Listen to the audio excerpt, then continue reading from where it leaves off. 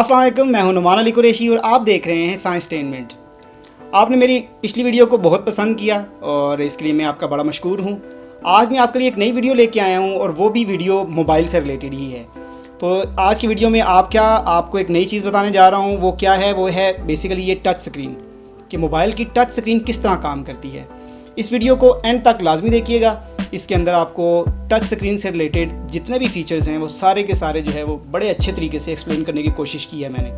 तो यकीनन आपको आज की वीडियो भी बड़ी पसंद आएगी। तो चलें देखते हैं आज की वीडियो को भी और देखें वीडियो को। आज हम देखेंगे कि टच स्क्रीन कैसे काम करती है। टच स्क्रीन डिस्प्ले ऐसी टेक्नोलॉजी है जिसने दुनिया ही बदल कर रख दी है। आज की दुनिया में अगर देखा जाए तो हर इलेक्ट्रॉनिक डिवाइस टच स्क्रीन के बगैर कुछ नामुकम्मल सी लगती है। चलें थोड़ा माजी में चलते हैं और देखते हैं कि किस कंपनी ने सबसे पहले टच स्क्रीन का इस्तेमाल किया और क्या बनाया। 1992 में IBM सीमंस सबसे पहले टच स्क्रीन इंटरफेस बनाने में कामयाब हुई और इन्होंने 1994 को अपना पहला टच स्क्रीन मोबाइल फ़ोन, जिसका नाम सीमंस पर्सनल कम्युनिकेटर था, मार्केट में लॉन्च किया। इस फ़ोन से ना सिर्फ आप कॉल कर सकते थे बल्कि इसमें ईमेल, फैक्स और मैसेज की सहूलत भी मौजूद थी। इस फ़ोन का सॉफ्टवेयर या operating system ROM-DOS operating system था। अब आपको टच स्क्रीन की इब्तदाई शक्ल का कुछ अमली मुजाहिरा भी दिखाते हैं। हमने BBC अर्थ लैब से एक नायाब वीडियो ली जो कि 1982 की है। देखें इसमें टच स्क्रीन किस तरह और कैसे काम करती थी। And now for a little bit of magic. One ordinary finger and one rather extraordinary TV screen. Wherever my finger goes, up pop little stars. There you are. QPR. Best team in the land. Now the glass is perfectly normal, so how does it do it? Well, if you look closely, you should be able to see a row of what look like little glass beads running along the edge of the screen. In fact, they're photodiodes, and they're transmitting individual beams of infrared to a row of receivers or photoreceptors over the other side. Exactly the same thing is happening in the vertical plane. So what you've got just in front of the screen is an invisible grid of infrared. And when I touch the screen, I'm interrupting both a horizontal and a vertical beam, giving the machine a precise coordinate of my little finger. तो जनाब, ये थी touch screen की इब्तदाई शक्ल। अब हम आते हैं मौजूदा शक्ल की तरफ। मौजूदा टच स्क्रीन 3 तहों पर मुश्तमिल होती है। सबसे ऊपर वाली तह एक शीशा होता है, केमिकली इंतहाई मजबूत शीशा। ये शीशा आम शीशों से 7 गुना ज़्यादा मजबूत होता है। अब दूसरी तह की बात करते हैं। ये एक प्रोजेक्टेड कैपेसिटिव टच स्क्रीन है। ये तह सिर्फ कंडक्टिव मटेरियल को महसूस कर सकती है। इस तह को मज़ीद 3 हिस्सों में तकसीम किया जाता है: टॉप ग्रिड, इंसुलेटर की तह और बॉटम ग्रिड।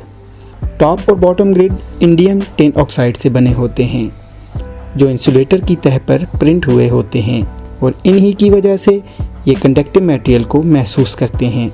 चलें देखते हैं ये काम कैसे करता है। गौर से देखें, नीली तह बॉटम और पीली तह टॉप ग्रिड की हैं और इन दोनों के दरमियान इंसुलेटर की तह है।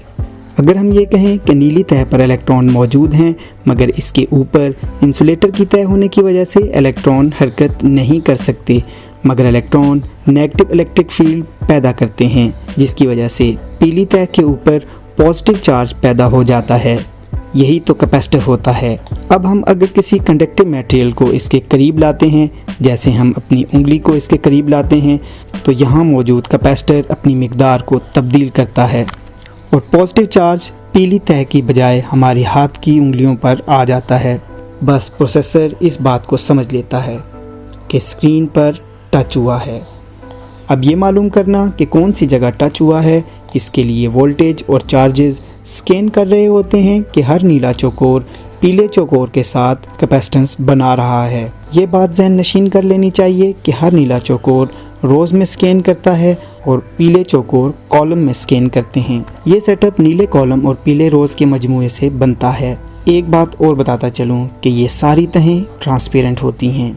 हर एक नुक्ते को मालूम करने के लिए बहुत पेचीदा सर्किट लगाया जाता है जो हर नुक्ते पर मौजूद कॉलम और रोज़ को तेज़ी से मालूम कर सके।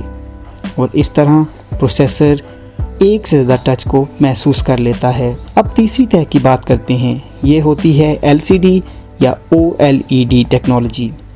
LCD और OLED टेक्नोलॉजी दोनों ही हाई क्वालिटी डिस्प्ले होते हैं, मगर आज हम OLED टेक्नोलॉजी डिस्प्ले के बारे में बात करेंगे, जो कि आजकल तमाम स्मार्टफोन में इस्तेमाल हो रही है। OLED से बनता है ऑर्गेनिक लाइट एमिटिंग डायोड। अगर हम किसी स्मार्टफोन का बगौर मुशाहिदा करें तो ये जो high quality high resolution display आपको नज़र आ रहा होता है, असल में इसके अंदर इंतहाई महारत से 3.3 मिलियन पिक्सेल्स को जोड़ा जाता है। इसका मतलब ये है कि 1 करोड़ के करीब सुर्ख, सब्ज और नीली LEDs लगी हुई होती हैं। एक लम्हे के लिए सोचें कि ये सब काम कितनी महारत से किया जाता है तो जहन दंग रह जाता है। अब हमें मालूम हो गया कि सबसे नीचे OLED डिस्प्ले है जिस पर 1 करोड़ छोटी छोटी LEDs लगी हुई होती हैं।